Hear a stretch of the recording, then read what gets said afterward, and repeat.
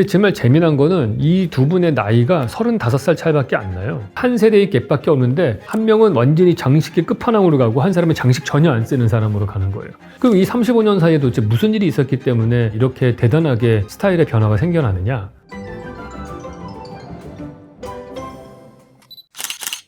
네, 안녕하세요, 왓슨 여러분. 이번 시간에는 가우디와 르코르비제에 대한 얘기를 좀 해보려고 합니다. 그러니까 건축가들이 제일 존경하고 좋아하는 건축가가 누군가 이걸 보면 르코르비제를 보통 얘기를 해요. 저도 학창 시절에 되게 싫어했었는데 나이가 들수록 이분이 참 대단한 건축가구나, 이 사람이 정말 천재구나, 이런 걸 많이 느끼거든요. 근데 반면에 일반 건축을 하지 않는 분들은 별로 안 좋아합니다. 그러니까 건축을 전공하지 않으신 분이 제일 좋아하는 건축가가 누군가 이렇게 보면은 뭐 많은 분들이 있지만은 가우디를 많이 좋아하시는 것 같아요. 안토니 가우디. 근데 참 아이러니하게도 건축가들은 또 그닥 그렇게 대단하게 생각하진 않은 것 같아요. 가우디가 되게 높게 평가받는 이유 중에 하나는 사실은 이분이 되게 신비로운 게 지금도 지어지고 있지 않습니까? 그건 무슨 얘기냐면은 이거 완공될 때 도대체 어떤 모습인지 상상을 자꾸 하게 되는 것 같아요. 그래서 이분이 현대 건축가인데 스타일이 완전히 달라. 그러니까 이 사람 정말 천재인가 보다 이렇게 생각을 해요. 실제로 보면은 서양 전통 건축의 제일 끝자락에 있는 거의 막차가 이 가우디입니다. 이분이 태어난 연도가 1852년도인가 그래요. 이 사람이 활동했을 때가 한 30살 때라고 치면은 1882년? 뭐 이때쯤이겠죠? 산업화가 한참 돼가지고 모더니즘이 막 태동을 하던 그런 시기란 말이에요. 그러니까 이분은 실제로 모더니즘이 거의 시작될 때쯤인데 아직까지도 전통 건축을 하시던 분인 거예요. 그래서 만약에 저는 그렇게 생각을 해요. 사그라다 파밀리아 같은 것들이 완공이 된 상태에서 관광객들이 가서 봤다면은 아마 같은 전통 건축 계열, 르네상스 때 지어졌던 성당들이라든지 이런 것들하고 뭐 같이 비교 선상에 넣고서 비교를 했겠죠. 그랬으면은 그렇게 도드라져 보이지 않을 수도 있겠다, 그런 생각이 듭니다. 근데 현대에 지어지고 있는 건축이니까 완전히 다른 천재 건축가처럼 더욱더 보이는 게 있지 않나, 그런 생각이 들어요. 물론 뭐 디자인적으로 엄청나게 혁신적입니다. 가우디만의 독특한 현수선이 뒤집어져 있는 모양의 볼트 구조를 만들어내거든요. 뭐 그런 것들은 기존에 없었던 스타일이에요. 그래서 그런 부분에 있어서는 새로움이 있긴 합니다. 근데 전반적으로 되게 장식을 하고 그 당시에 유행하던 아르누보 양식으로 곡선이 많이 들어가고 그 다음에 전통적인 건축 재료인 돌을 많이 썼다라는 것, 이런 걸 보면은 또 지극히 전통 건축에 충실한 사람이었다, 이렇게 볼 수 있어요. 그럼 가우디의 건축이 기존에 있었던 그런 건축하고 뭐가 제일 차별화가 되어 있느냐? 저는 그게 문자와 컬러라고 생각을 합니다. 성당에 가면은 보통 보는 게 뭐냐 하면은 고딕 성당을 예를 들어서 딱 들어가면 조각품이 있고 그림이 있고 막 스테인드 글라스에서 성화들이 막 있는데 햇빛이 쫙 들어오고 하잖아요. 그러니까 많은 장식들이 많아요. 거기에는 상징적인 기호들이 가득 차 있는 공간입니다. 그건 똑같다고 봐야 돼요. 근데 옛날에 있었던 성당에 갔을 때 보기 어려운 게 하나 있어요. 그게 뭐냐면 글자예요. 텍스트가 별로 없습니다. 왜냐하면은 뭐 중세 때도 그렇고 르네상스 때도 그렇고 대부분 그 건물을 통해서 교육시키고자 했던 대상자들은 누구냐 하면은 글을 읽지 못하는 사람들이었어요. 그러니까 텍스트가 거의 없어요. 외관에서 봤을 때는 텍스트가 거의 없다고 봐야 되는 거죠. 가우디의 건축은 최근에 완성됐을 때 제가 가보면은 종탑에 막 글자가 써 있고 그래요. 그런 글자들이 막 여러 개가 써 있는데 그 얘기는 뭐냐면은 19세기 말만 되더라도 문명이 많이 없어진 상태죠. 사람들이 글을 읽을 수 있기 시작을 했어요. 그래서 상징적인 메시지를 조각품뿐만이 아니고 텍스트를 통해서도 전달하려고 했다라는 거가 건축 외관에서 그대로 보입니다. 또 하나의 특징은 컬러예요. 과거에 옛날에 만들어진 르네상스나 이런 오래된 건축들을 보시면은 컬러가 그림에만 주로 들어가 있어요. 조각도 보시면은 대리석 하얀색으로 되어 있잖아요. 조각에 색깔이 입혀져 있는 건 거의 없죠. 스테인드 글라스가 컬러가 좀 있죠. 그러니까 스테인드 글라스하고 성화, 그림에만 주로 컬러가 있었습니다. 나머지는 컬러가 있다고 하더라도 뭐 색깔 있는 대리석 같은 정도, 그 정도밖에 없었어요. 그런데 가우디의 작품은 텍스트가 있을 뿐더러 컬러까지 되게 많아요. 뭐 심지어는 무슨 포도 같은 것도 만들어 놓고 컬러가 그대로 입혀져 있고요. 그 다음에 뭐 밀 같은 것들, 그런 것들이 상징적으로 만들어져 있기도 해요. 색깔도 입혀져 있고. 근데 그걸 보면은 왜 거기에 색깔이 입혀져 있냐면은 타일에서 오는 거거든요. 아주 컬러풀한 타일을 썼습니다. 그거는 가우디가 활동을 하는 지역이 카탈로니아 지방이기 때문에 그런 거죠.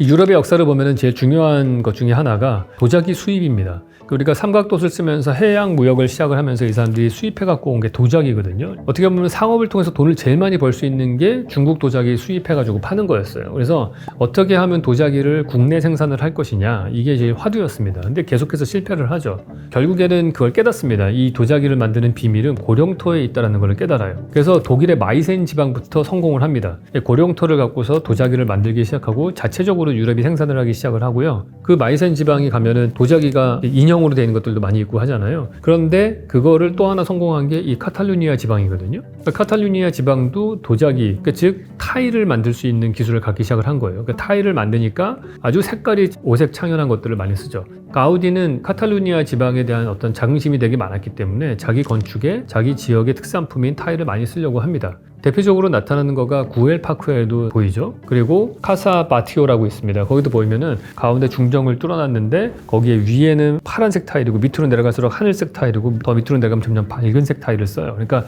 컬러풀하게 그레데이션을 줘서 햇빛이 밑으로 갈수록 어두워지잖아요. 그러니까 그걸 베리에이션을 맞춘 거예요. 위에는 어차피 햇빛의 양이 많으니까 파란색을 쓰고 그다음에 거기는 창문을 작게 뚫어놓고요. 좀 밑으로 내려오면은 조금 옅은색 하늘색을 쓰고 창문을 조금 더 크게 뚫어놓고 더 밑으로 내려가면은 창문을 제일 크게 뚫어놓고 타일은 제일 밝은 색을 씁니다. 그래서 그 그레데이션이 쫙 있어서 물속에 있는 것 같은 느낌을 들게 하는 게 그 카사 바티오의 컨셉이거든요. 사그라다 파밀리아도 가서 보시면은 여러 가지 컬러를 쓴 게 있습니다. 외관에서 봤을 때. 그래서 이게 전반적으로 스테인드 글라스를 통해서 들어오는 그 컬러풀한 색깔뿐만이 아니고 외관에서 봤을 때도 되게 컬러풀한 건축을 했다. 그러니까 장식으로 치면 끝판왕인 거예요. 요즘으로 치면은 막 알록달록하게 되어 있는 거의 간판까지 달려있는 수준의 건물이라고 보시면 됩니다. 그러니까 이게 되게 형태는 되게 클래식한 형태인데 좀 약간 다른데 그 느낌은 컬러와 문자가 들어가 있기 때문이다. 이렇게 보시면 될 것 같아요. 그래서 그게 일반적인 사람들이 가서 보시면은 엄청나게 많은 정보를 다른 어떠한 곳보다도 많이 받게 되는 거죠. 그러면서 와, 이분 진짜 천재인데 이런 생각을 하게 된다. 이렇게 볼 수 있어요.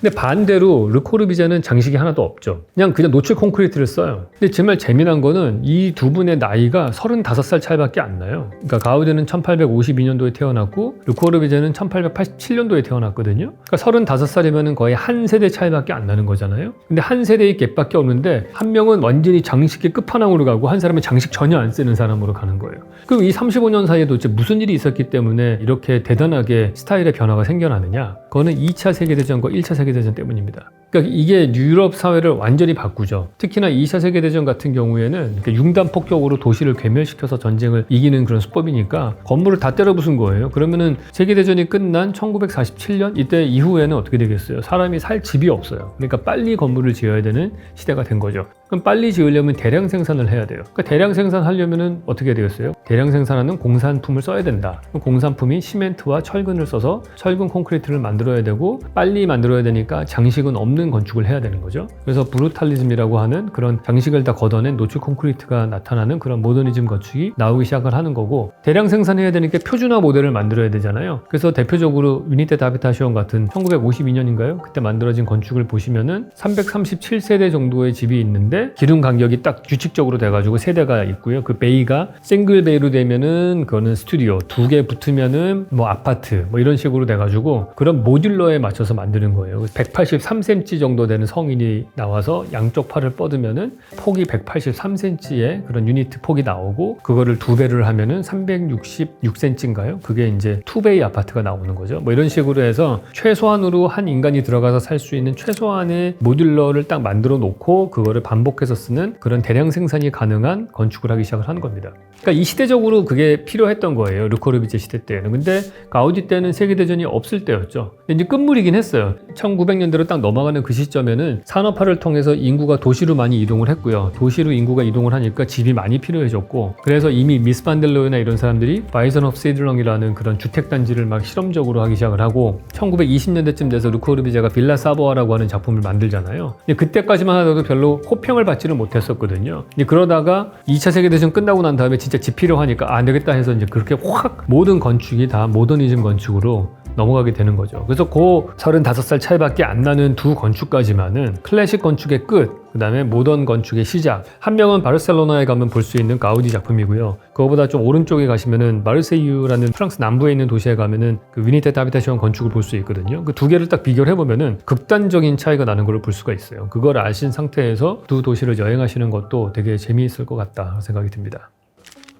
전혀 안 다르죠. 보통 서양 건축사라는 걸 배워요. 옛날에 뭐 메소포타미아부터 시작을 해가지고 쭉 배우고 뭐 이집트 건축 나오고 그리스 건축 나오고 로마 나오고 어쩌고 하다가 르네상스 시작을 할 때쯤 되면은 학기말이 끝나요.